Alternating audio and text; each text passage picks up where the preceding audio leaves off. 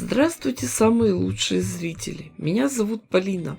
Сенсация! Спешите видеть! Впервые на канале! Сегодня мы будем работать с рваными джинсами. Кто-то сказал, нашла чем хвастаться, у нас тоже есть штаны с дырками. Думаете, мы их будем резать? Не угадали. Мы их будем штопать. Для работы нам понадобятся кусочки клеевого флизелина. И самое главное, надо правильно подобрать цвет ниток для штопки. Это только кажется, что все джинсы одинаково синие. На самом деле 1000 оттенков. И лучше не полениться, а вместе с джинсами сходить в магазин и уже на месте подбирать нужные цвета ниток. Цвет лучше брать тот, который немного темнее.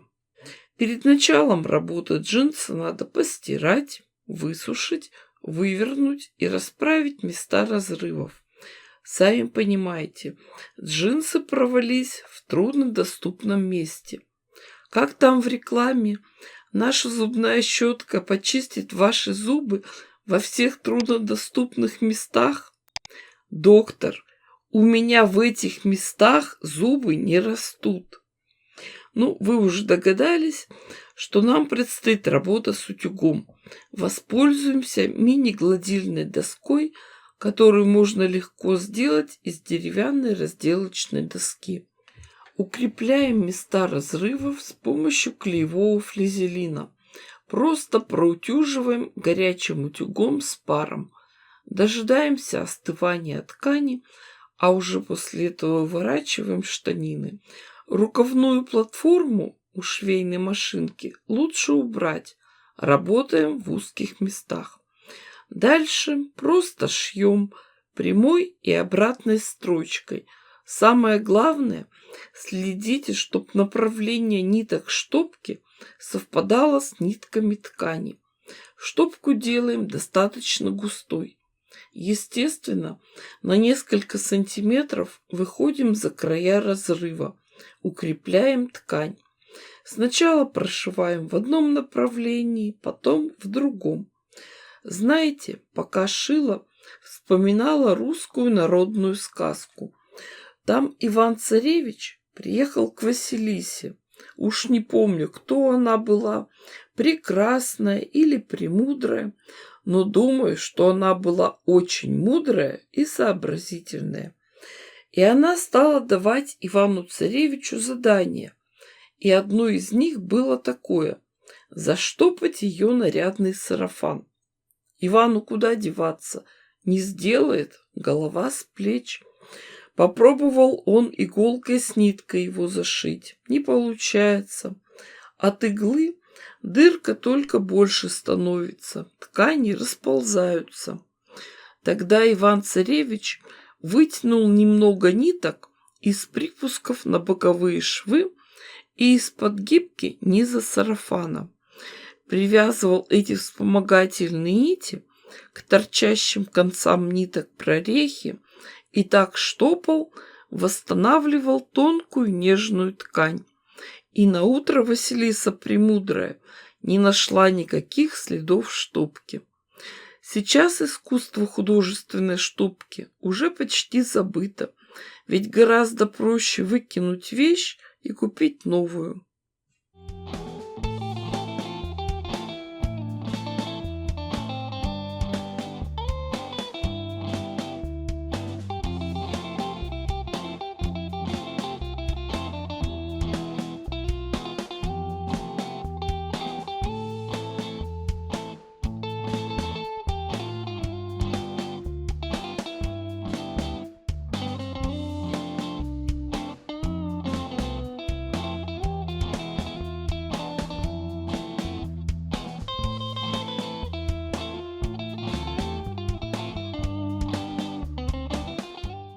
Чувствую, что сейчас уже кто-то пишет в комментариях: зачем штопать, все равно видно. А вот, нечего к приличным женщинам между ног заглядывать. Ой, боже мой, сейчас миллионная аудитория знает, какие у известного блогера штаны со штопкой.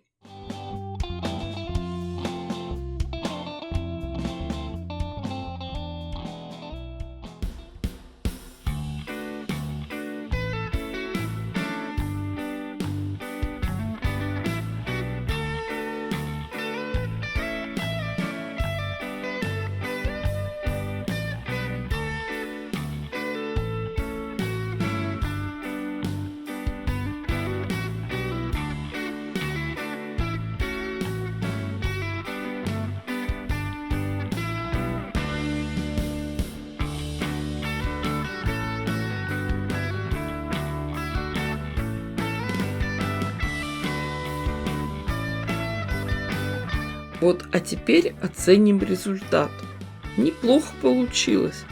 Штопка не очень заметна, а штаны нам еще послужат верой и правдой какое-то время. С изнанки тоже все хорошо. Видите, как густо лежат строчки. Надеюсь, вам пригодится моя идея. А с этими джинсами мы еще продолжим работать чуть позже, когда они окончательно истрепятся. А вы пока подписывайтесь на канал, ставьте классы, пишите комментарии. С вами была Полина. Всем пока-пока и до скорых встреч!